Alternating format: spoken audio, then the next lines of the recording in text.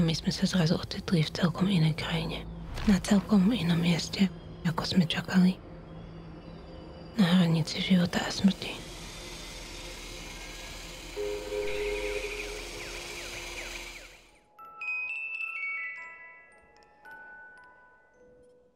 Čakala som 40 týždňov tehotenstva, ako každá žena.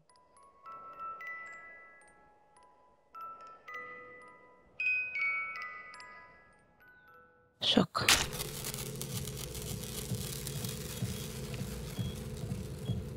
Bolo to len 24.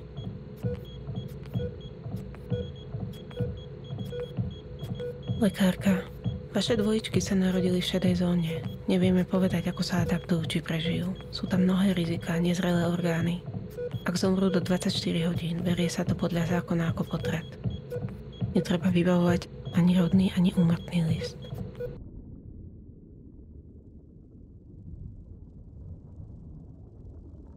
Bože, ja to nedám.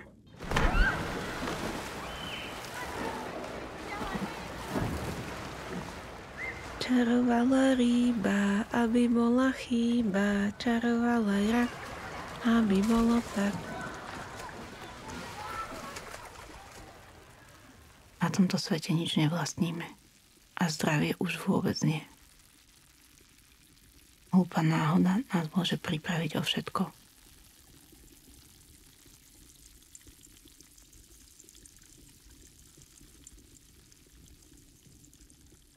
Kým nepochopíme, že máme dno.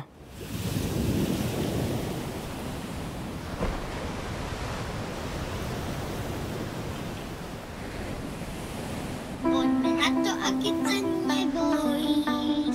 Poďme na to, aj keď sa nebojíš.